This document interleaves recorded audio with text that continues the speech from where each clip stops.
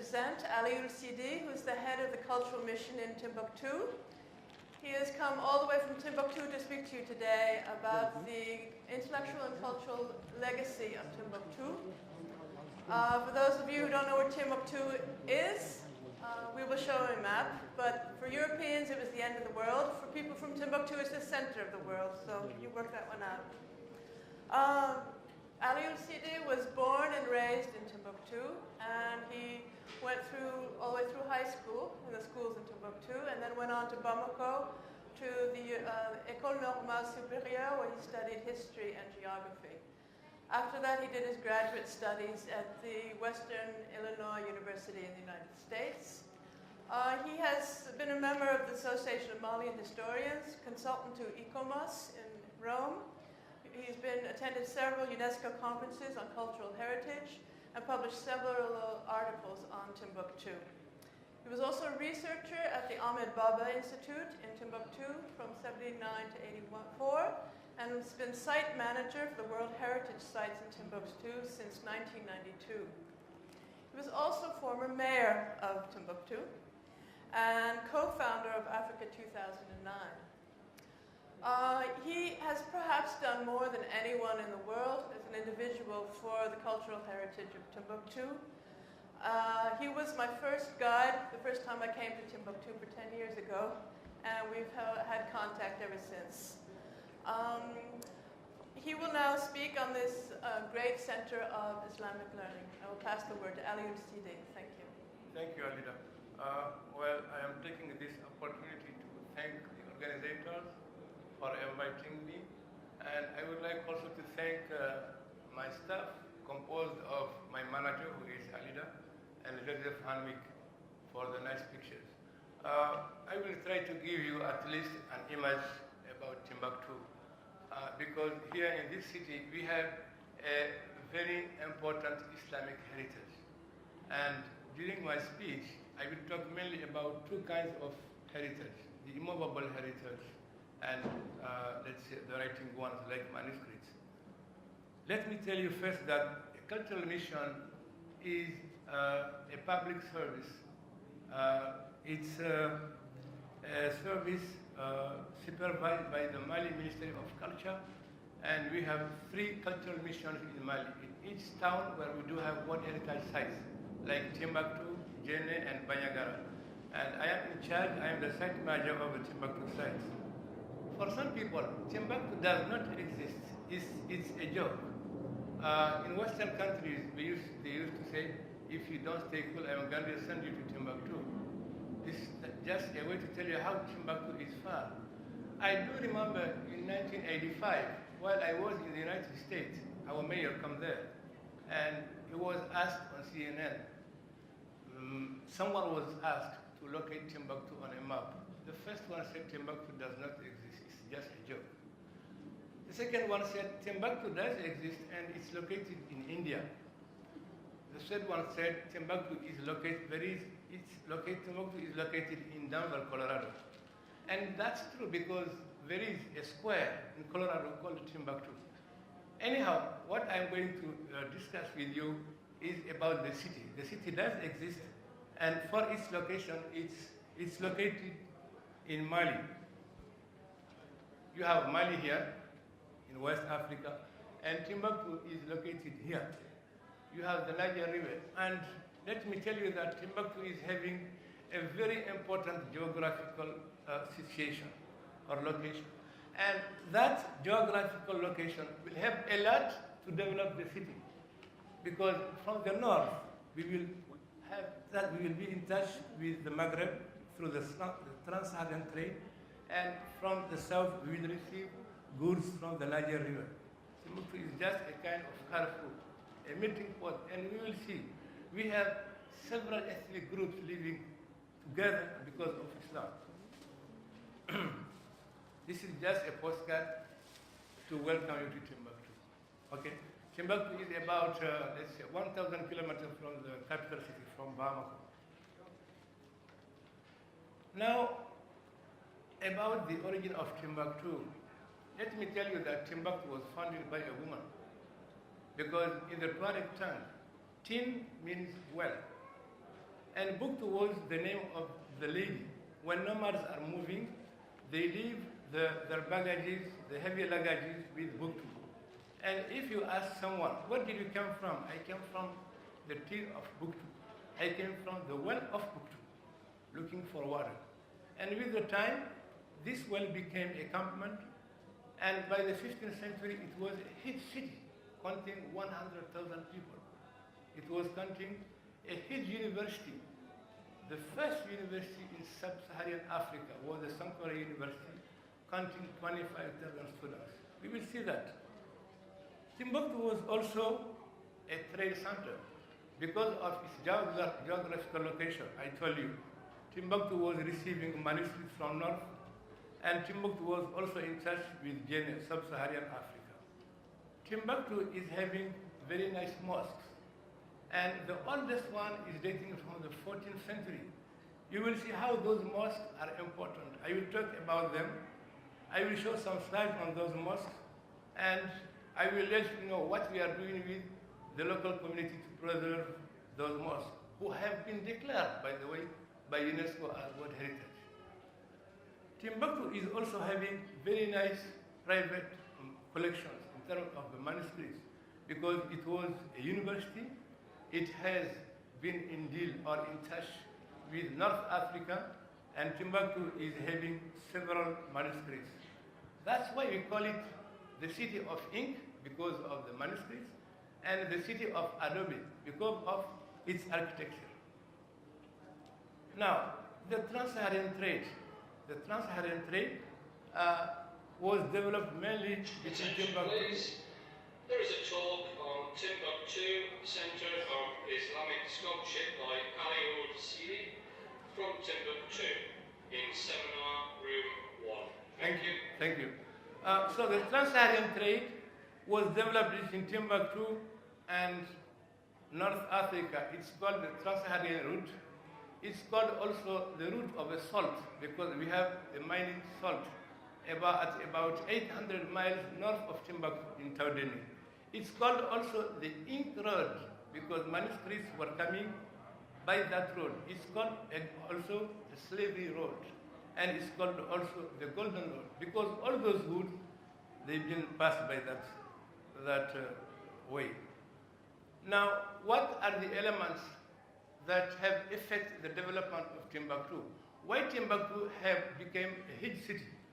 For knowing that, we have to know the story, because in the past, we had political stability, mainly during the 14th and 15th century. In Mali, we had big empires, like the Mali Empire and the Songhai Empire. Mainly during the Songhai Empire, the kings were encouraging scholars, and they've been taking them as counselors. So kings, they put a lot of money in developing knowledge. We had political stability for at least 100 years during that period. If you take into account the Malian Empire and the Songhai Empire. So the development of Timbuktu, the intellectual and the cultural ones, were really found done between the 15th and the 16th century. And Timbuktu became a learning center with the first university in sub-Saharan Africa. Now, what are the main religious elements that we found in Timbuktu? The Islamization of Timbuktu was done and followed by some elements, like the Madhab Malik. It's the most found there. And the Arabic writings. So the way of reading the Quran is the Warsh. We had also a big key role played by the scholars, because Ibn Battuta, when he came to Timbuktu in 1353, he talked about intellectuals found there, and they came from North Africa. At-Tamimi, for example. At-Tamimi is a guy he was a big scholar who came to Timbuktu with Askia Mohammed. And he came there to teach at the University of Sankore. When he came when he started to speak to Timbuktu scholars, he came to realize that his level was low. So he went back to Fez, to Morocco for 14 years. And Moulay Essikli is the first sheriff who came to Timbuktu. Now we have in Timbuktu what are called the tarikhs. We have local tarikhs, like the Tarikh al-Sudan, dating from the 16th century, the Tarikh al-Fattash, and the Tazkirat al-Nisyan. If you took those books, you will find the main history of Timbuktu. Now, about manuscripts. Let me tell you that by the end of the 15th century, when Timbuktu was reaching its zenith, Timbuktu has been occupied by Moroccan people. So what they did is to choose to attack first the scholars. Among those scholars, we have Ahmed Baba. And while Ahmed Baba was deported to Morocco, he said that he was having less in terms of manuscripts, but his own library was counting 1,600 manuscripts. Ahmed Baba himself wrote at least 60 volumes. Then we had also another proof showing the importance of manuscripts in Timbuktu. Léon l'Africain, known as Al-Wangari, he visited Timbuktu twice, in 1510 and in 1512. And he has maintained that the best business done in Timbuktu is the one related to manuscripts. That's why nowadays in Timbuktu, we have a lot of private manuscripts. Now let's say a few words about the mosques. In Timbuktu, we have 3 main mosques that have been recognized since 1989 by UNESCO as World Heritage. As cultural mission, our function is to preserve those mosques, their architecture. We are not leading the prayer, but we are preserving the architecture. The first mosque is Jingarebe. It was built in 1325 in Adobe, and we still have that mosque nowadays. The style used is the Sudanese one.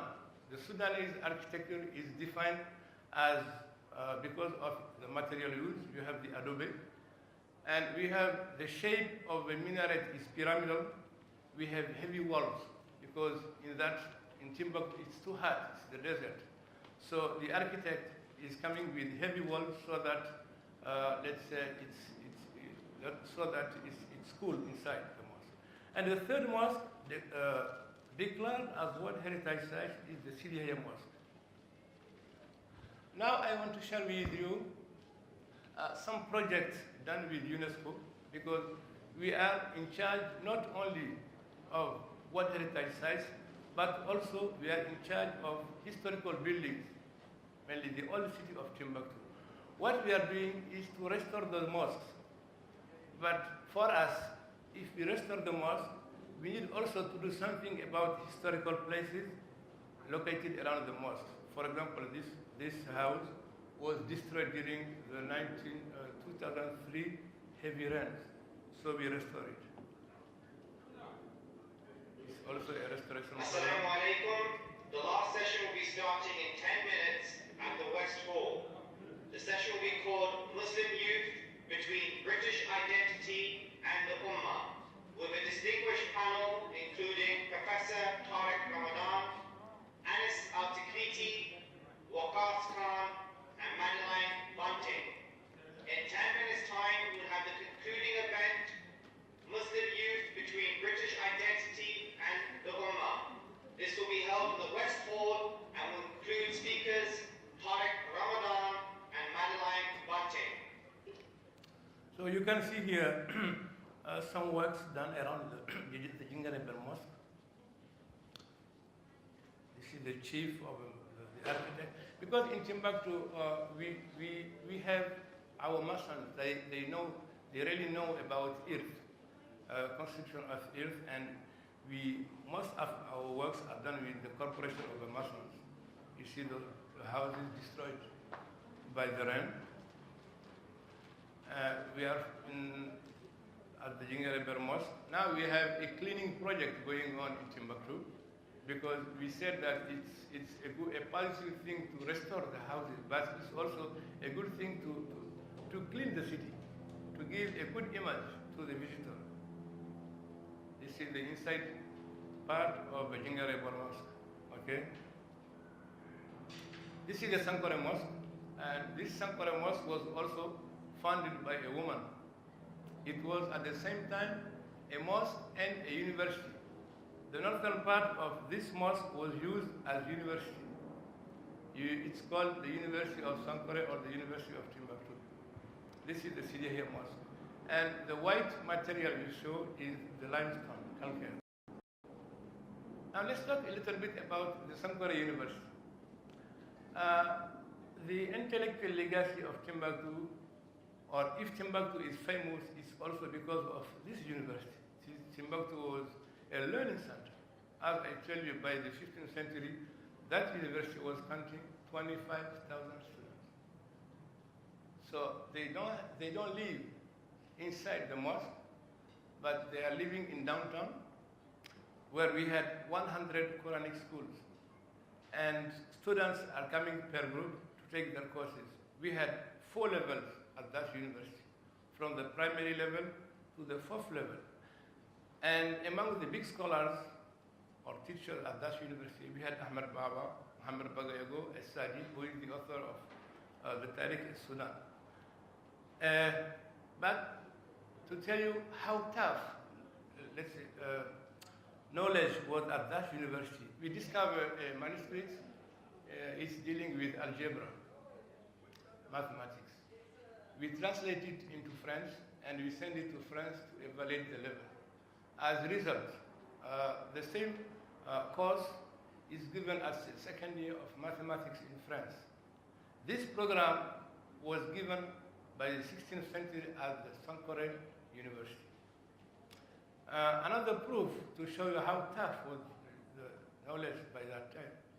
When Etemimi came, I talked to you already about his case. He was supposed to teach at the Sankore University. But when he talked, he exchanged with people, with scholars, he came to realize that he was late in terms of knowledge. He went back to Fez to learn for 14 years. Then, another particularity of that university is the graduation system. In Western countries, they have their own graduation systems. At the Sankore University also, we had what's called the turban. Before getting the turban, you have 40 scholars asking questions to the students. And once they get satisfied, they give him a certificate or a diploma, and they give him also a turban.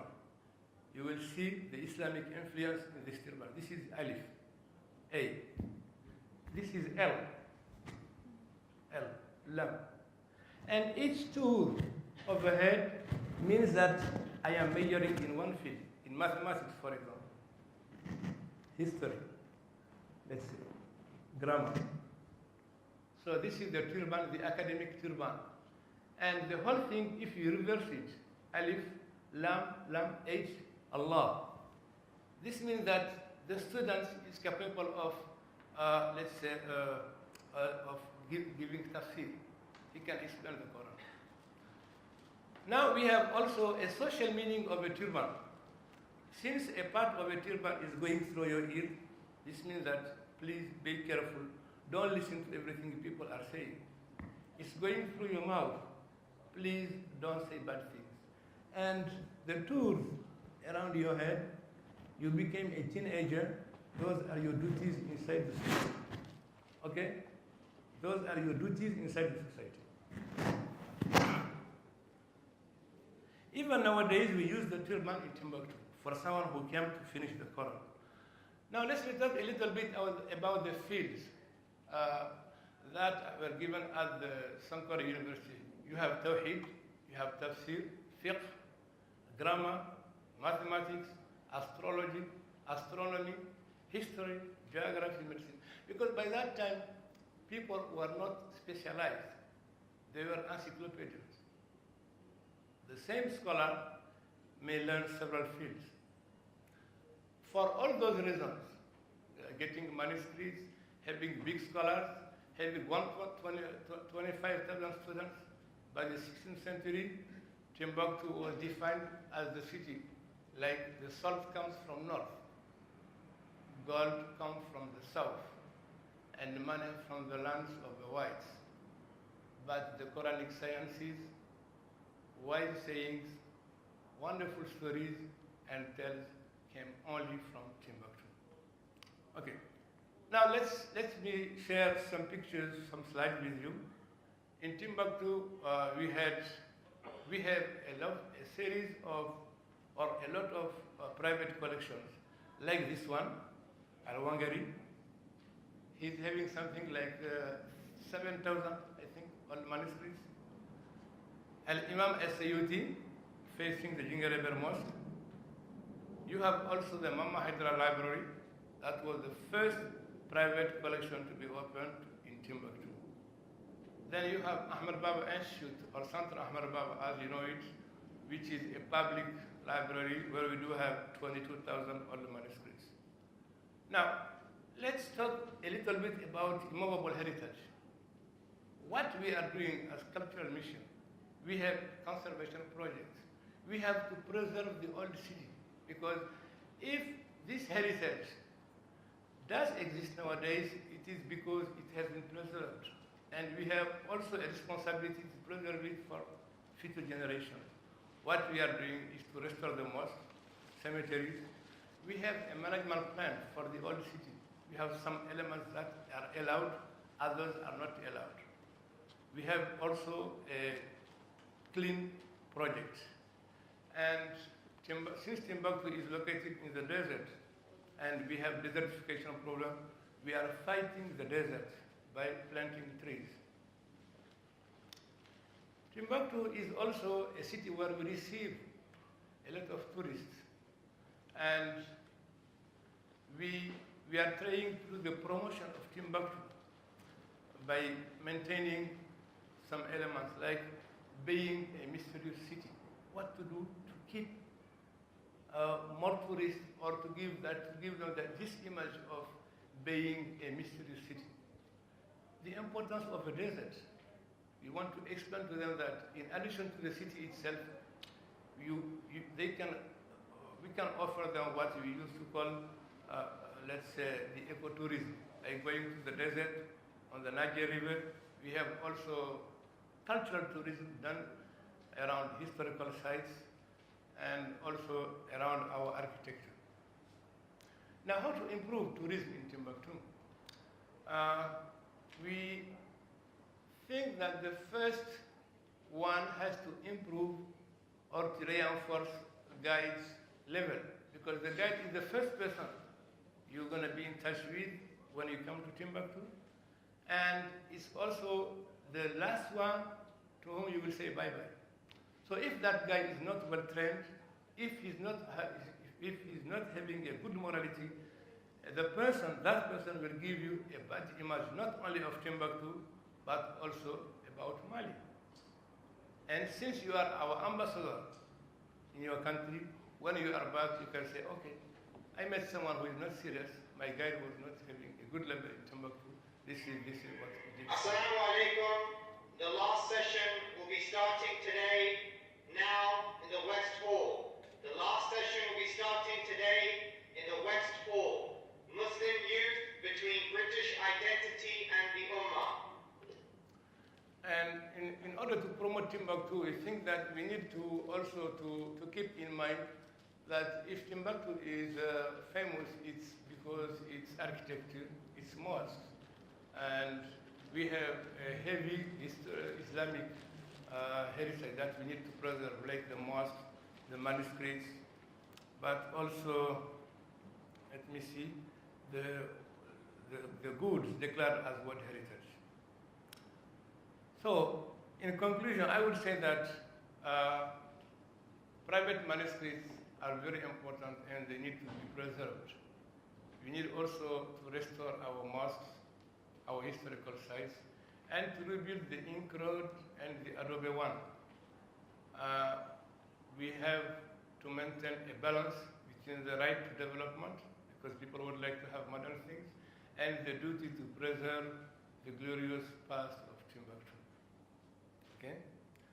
Because of its Islamic heritage, Timbuktu has been nominated as first capital of Islamic culture for the African region for this year, 2006, by the Islamic Conference. Timbuktu has been also chosen among 21 sites around the world. There is a project called the 7 New Wonders around the world. The project started in 2000. 20 million people have voted, and Timbuktu is one of the 21 first mentioned. So from here up to next January, they need to choose 7 among those 21, and we hope to be among them. Okay, please vote for Timbuktu. Thank you very much.